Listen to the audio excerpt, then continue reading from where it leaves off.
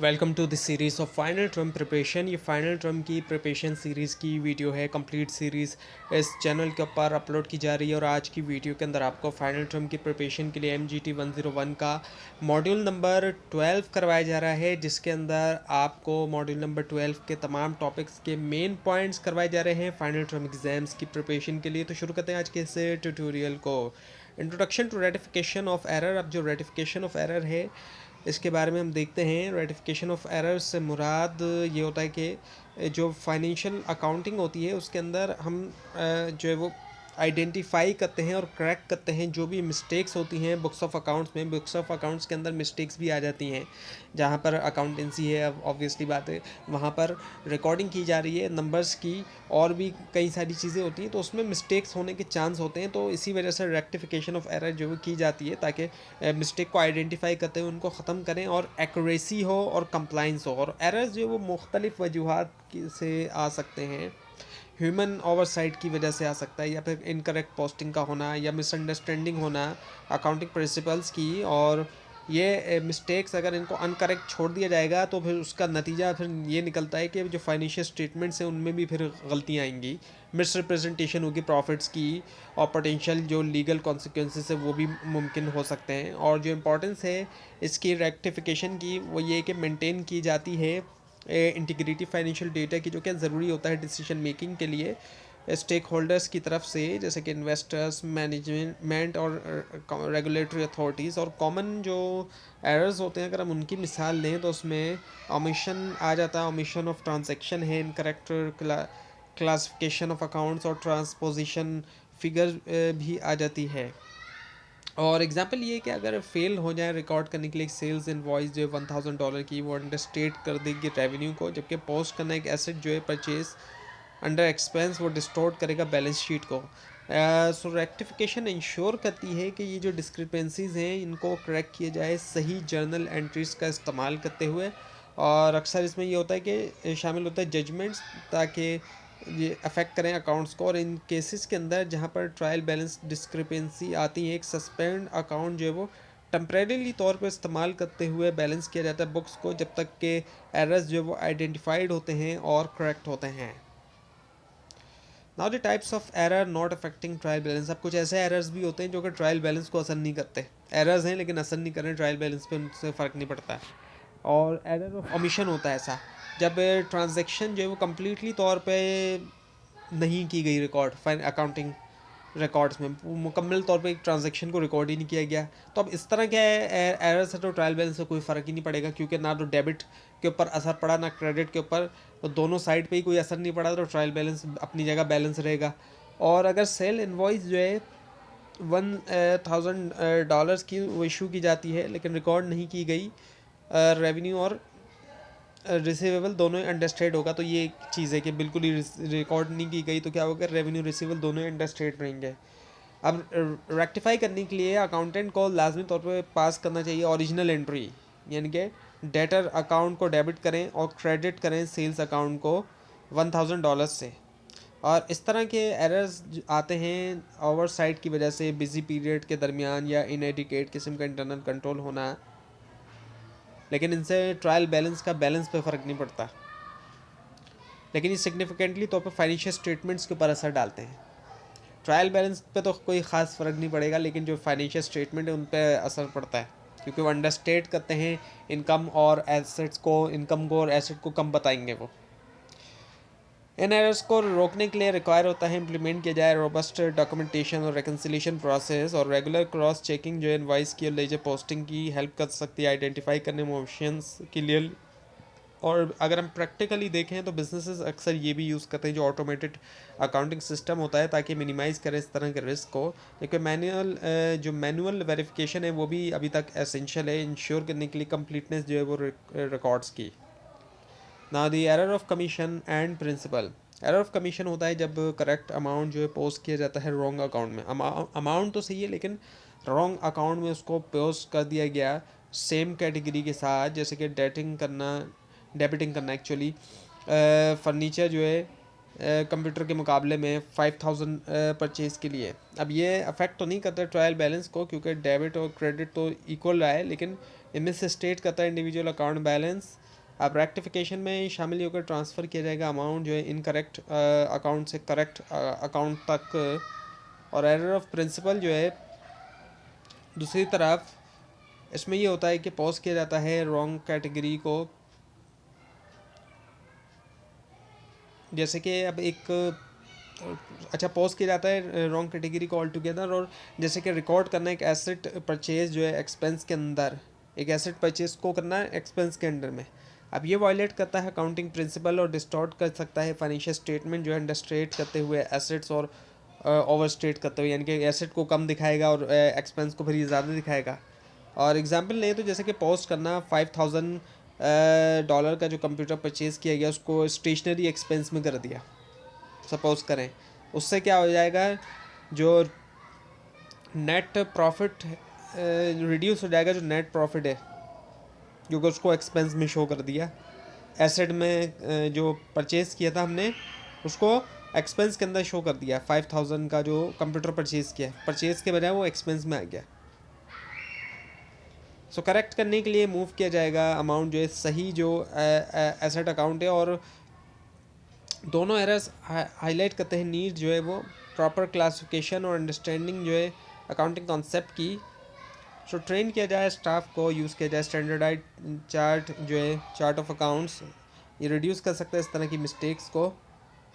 और regular internal audit जो है वो हेल्प करते हैं डिटेक्ट करने में इन एरर्स को, इससे पहले कि फाइनेंशियल स्टेटमेंट फाइनलाइज और इंश्योर किया जाए कंप्लाइंस और accuracy. Now the error of original entry and compensating errors. एक एरर जो होता है एरर ऑफ ओरिजिनल एंट्री का होता है जब रॉन्ग अकाउंट जो अमाउंट जो रिकॉर्ड किया जाता है डेबिट और क्रेडिट अकाउंट्स में, जैसे कि एंटर करना $520 $250 के मुकाबले में। ऑल्दो के ट्रायल बैलेंस तो रहा है इनअफेक्टेड, लेकिन जो फाइनेंशियल स्टेटमेंट है वो शो करेगा इनकरेक्ट फिगर। और रिकन्सिलेशन में ये होता है शामिल के एडजस्ट किया जाए डिफरेंस पास करते हुए करेक्टिंग एंट्री और कंपनसेट किया जाए एरर्स जो कि होते हैं दो या दो से ज़्यादा, जब दो या दो से ज़्यादा मिस्टेक ऑफ सेट एक्चुअली।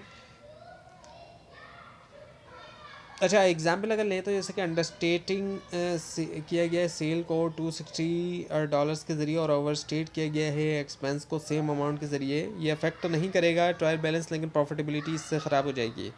और ये एरर्स जो है वो एम्फेसाइज करते हैं इंपॉर्टेंस जो है डिटेल स्क्रूटनी की ऑडिट्स के दरमियान और रिकन्सिलेशन और बिजनेसेस जो वो मुकाबला कर सकते हैं इन रिस्क का इम्प्लीमेंट करते हुए ऑटोमेटेड चेक्स और पीरियोडिक रिव्यू। और जब कंपनसेटिंग एरर्स जो है वो हार्मलेस लगे, उनके इंटरनल जो है वो हम कंपनसेटिंग एरर्स जो है वो हार्मलेस लग सकते हैं, उनके इंटरनल जो जो न्यूट्रल उनके इफेक्ट होते हैं ट्रायल बैलेंस में, लेकिन ये सिग्निफिकेंटली तौर पे इनसे मिसलीड होते हैं स्टेक होल्डर्स कंपनी की परफॉर्मेंस के बारे में। सो करेक्ट करना इन एरर्स को रिक्वायर करता है आइडेंटिफाई करना तमाम रिलेटेड मिस्टेक्स और पास करना सही जर्नल एंट्रीज ताकि एक्यूरेसी बरकरार रहे। Now the errors affecting trial balance. अब ऐसे एरर्स जो ट्रायल बैलेंस को असर कर रहे हैं, अभी तक हमने ऐसे एरर्स देखे जो ट्रायल बैलेंस को नहीं असर कर रहे, अब हम असर करने वाले एरर्स जो कि अफेक्ट करते हैं ट्रायल बैलेंस, उनसे नतीजा निकलता है अनइक्वल डेबिट और क्रेडिट टोटल्स के अंदर। और ये रिक्वायर करता है टेम्प्रेरी एडजस्टमेंट जो एक सस्पेंस अकाउंट के ज़रिए, एक सस्पेंस अकाउंट एक्ट करता है एज अ प्लेस होल्डर के तौर पे या डिस्क्रिपेंसीज के तौर पर, जब तक अंडरलाइंग एरर्स जो होते हैं उनको आइडेंटिफाई किया जाएगा और करेक्ट किया जाएगा। और कॉमन कॉजेज़ अगर हम देखें तो उसमें शामिल होता है पोस्ट करना सिर्फ जो एक ही साइड होती है ट्रांजेक्शन की, इसके अलावा जो इनकरेक्ट अमाउंट होते हैं एक साइड के ऊपर, या फिर रिवर्स करना डेबिट और क्रेडिट एंट्रीज। और एग्जांपल अगर हम ले तो अगर पेमेंट जो है $500 की इसको पोस्ट किया जाता है सिर्फ डेबिट साइड तक, तो ट्रायल बैलेंस शो करेगा 500 का डिफरेंस, और ये अमाउंट जो है इसको रखा जाएगा सस्पेंस अकाउंट में ताकि बैलेंस किया जाए ट्रायल बैलेंस। और जब एरर जो है वो लोकेट किया जाएगा सस्पेंस अकाउंट जो है क्लियर हो जाता है पास करते हुए रेक्टिफाइंग एंट्रीज, जबकि सस्पेंस अकाउंट हेल्प करता है मेंटेन करने में एंटरिम एक्यूरेसी, और इनको ये जो है ना रहे ओपन जो है लॉन्ग पीरियड के लिए, क्योंकि ये इंडिकेट करता है अन रिजॉल्व इश्यूज़ भी। रिकन्सिलेशन, रेगुलर रिकन्सिलेशन और जो इन्वेस्टिगेशन होती है डिफरेंसेस की वो भी ज़रूरी होती है इंश्योर करने के लिए फाइनेंशियल इंटीग्रिटी। और बिजनेसेस अक्सर यूज़ करते हैं ऑटोमेटेड सिस्टम ताकि फ्लैग कर सकें डिस्क्रिपेंसीज जो इमीडिएटली तौर पे, और रिड्यूस करना रिलायंस जो है सस्पेंस अकाउंट पे अंडरस्टैंड करना इनका रोल क्रिटिकल होता है अकाउंटेंट्स के लिए कि मैनेज करें एरर्स को एफिशिएंटली और मेंटेन करें accurate reporting. Now the common causes and rectification sorry. अब जो एरर्स सबब बनते हैं ट्रायल बैलेंस के डिफरेंसेस का, उसमें एक तो ये कि ओवर स्टेट होना, ओवर कास्ट होना, अंडर कास्ट होना टोटल्स का, या ओमिशन होना बैलेंस का, या फिर इनकरेक्ट होना पोस्टिंग की।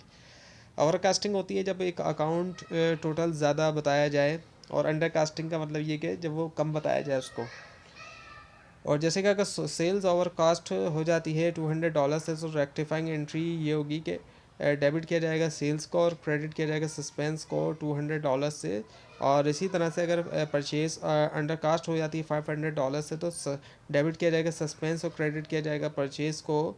और जो दूसरे कॉजेज़ हैं उसमें शामिल होता है पोस्ट करना एक डेबिट एज अ क्रेडिट, और या फिर वाइस वर्सा, और एंटर करते हुए रॉन्ग अमाउंट जो है एक साइड के ऊपर लीजर के। अब ये एरर्स रिक्वायर करते हैं केयरफुल जो एनालिसिस होता है लेजर अकाउंट्स का, क्रॉस वेरिफिकेशन का सोर्स डॉक्यूमेंट्स के साथ। और रेक्टिफिकेशन में ये होता है कि पास करना जर्नल एंट्री जो कि एडजस्ट करती है अफेक्टेड अकाउंट्स और क्लियर करती है सस्पेंस है अकाउंट को। और इस तरह के एरर्स को रोकने के लिए डिमांड होता है strong internal controls, regular reconciliation और स्टाफ ट्रेनिंग का होना भी। ऑटोमेटेड अकाउंटिंग सिस्टम भी मिनिमाइज़ करते हैं मैनुअल जो मिस्टेक्स होती हैं उनको। अंडरस्टैंड करना इन कॉजेज़ को और इनके करेक्शन को यकीनी बनाता है एक्यूरेट फाइनेंशियल स्टेटमेंट्स का होना और अकाउंटिंग स्टैंडर्ड्स के मुताबिक काम करना। Now the adjusted profit and working capital.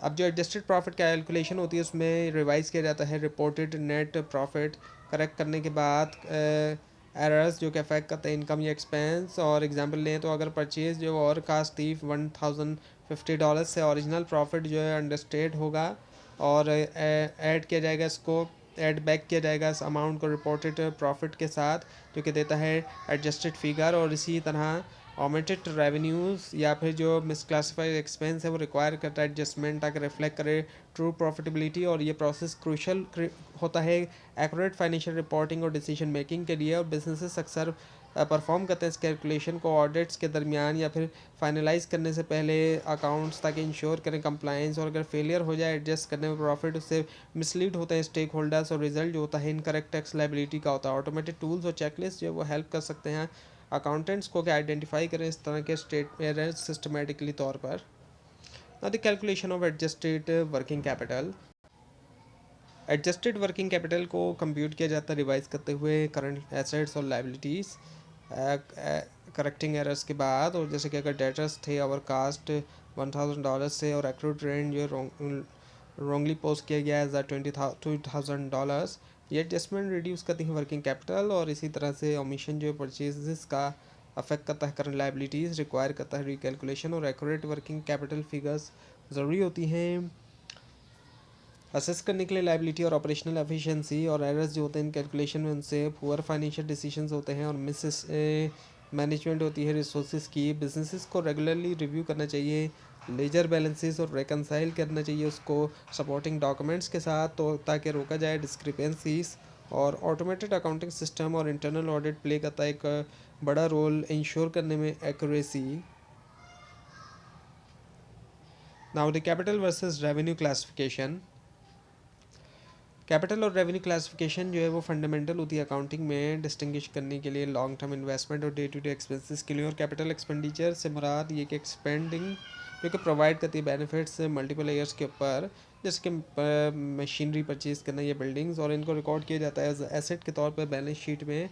Revenue expenditure दूसरी तरफ रिलेट करते हैं रूटीन ऑपरेशनल कॉस्ट से, जैसे कि रेंट, यूटिलिटीज़ और रिपेयर्स, जिनको चार्ज किया जाता है इनकम स्टेटमेंट में। और इसी तरह कैपिटल रिसीट में शामिल होते हैं फंड्स जो कि आते हैं शेयर इशू करने से या फिर सेल करने से फिक्स एसेट्स।